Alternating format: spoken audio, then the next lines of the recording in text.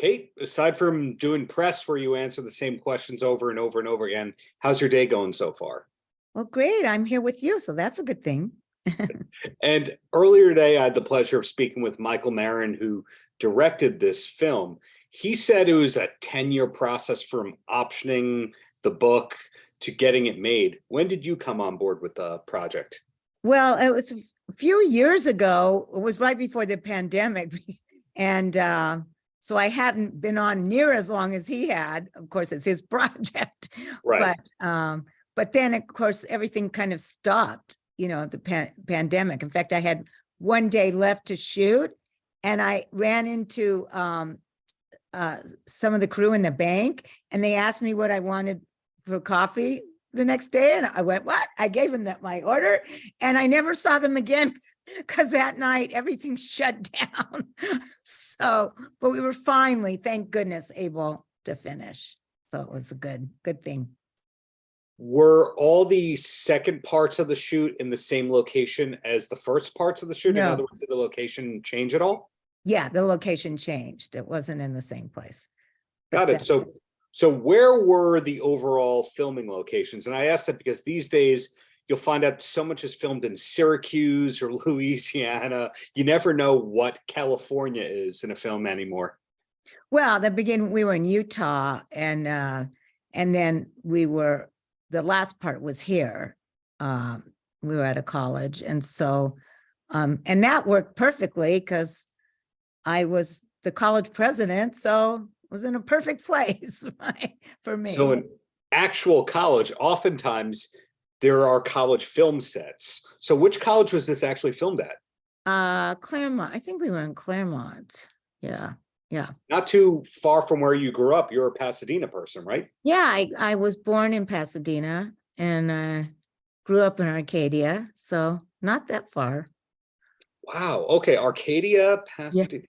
Were you around Van Halen in their early days? Van Halen. No, I was around Stevie Nicks. We went to the same high school. Yeah. And none of her incredible musical talent rubbed off on me. But you know what? You have far more SAG and AFTRA credits than she does. So there you go. And so you mentioned that this film started before the pandemic and then it resumed filming in the midst of the pandemic. Did you have a period where you weren't working for a bit, where you were off for a couple of months? Well, I'm on Young and the Restless, and we actually were one of the first shows back. So I was able to work before we did this, before we finished the film. So I was, thank goodness, working.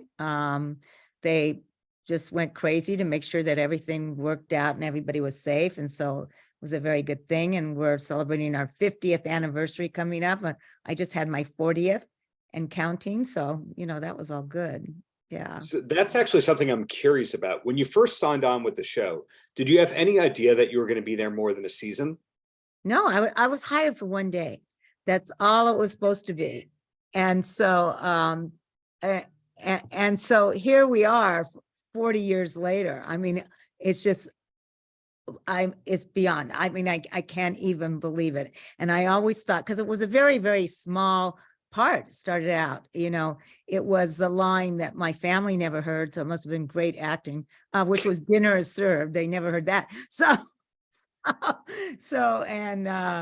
And here we are. So I'm honored and so fortunate. And then I'm honored because they, said, yes, you can go ahead and do this film, which I really, really wanted to do.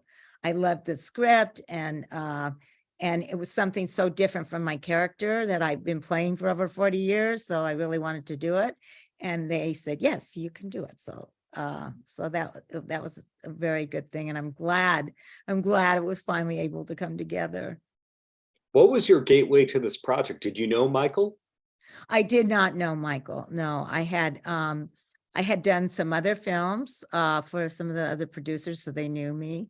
And so that was good. So they knew my work and thought that this would be a good thing. I agreed with them it would be, and so I was thrilled to be able to do it. It was great to meet him and work with him, and then of course I'd never worked with Kate before, or Dawn or Michael. I mean, I had not worked with, and actually I had worked with Michael before. We weren't in the same scenes, but I had seen him before. But so though it was all fabulous, and I loved every minute of it. You're used to, with soap opera, being such a mainstay in that world, doing more episodes of that than you would your average show. So therefore, a lot more lines, a lot more memorization. For you, when you have a role like this as a college director, as the person who's running the show at the college, is there a lot of prep needed, or are you just at this point, you go, where are my sides? There you go, I'm there. Well, I mean, of course, it's very different. In our show, we get one take. So, and here, in doing a film, you're doing several takes and different setups, and it's extremely different. But of course, it's a different character. So I'm going to definitely look at all that and work on all that and how a college president would be, as opposed to how Esther, my character, is. It's totally opposite. So, right. So yes, there's still prep. I still take it, whether I have one line or 100 lines, it's going to be the same prep for me. I don't take anything for granted, and I don't take it that it's just going to be there either, Fantastic. Well, obviously that's a pretty good day job that you have for the 40 years and counting, but do you have any other film projects that we can look forward to, or projects that we're allowed to know about besides this new film that Michael Marin directed? Well, not yet, but not yet is the operable word, right?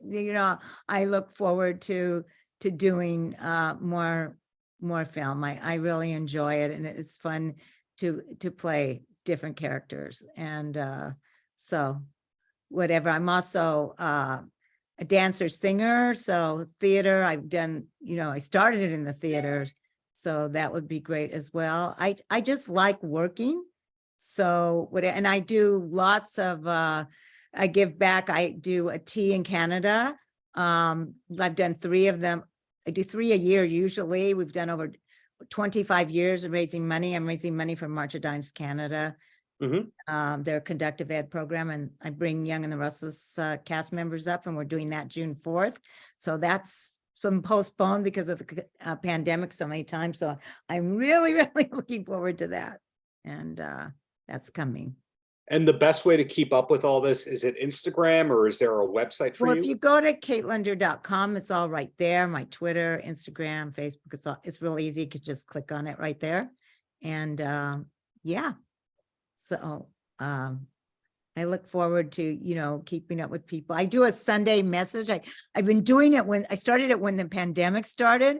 And last Sunday, I keep it like a minute, and I try to keep it really positive. So last Sunday, this Sunday will be 154 weeks we've been doing it. That's how I know how long the pandemic's been going on, because that's when I started it. That first week when we were shut down, when I didn't get the coffee, and the show shut down, and the film shut down, and everything shut down. So before I let you go, the biggest takeaway that I have in speaking to you is when you say that you're going to do a project, you are in it for the long haul. You got it, Darren. You are right. I'm in it for the long haul, and I'm extremely loyal, and I love being part of it. And yeah, if I say yes, I'll be there.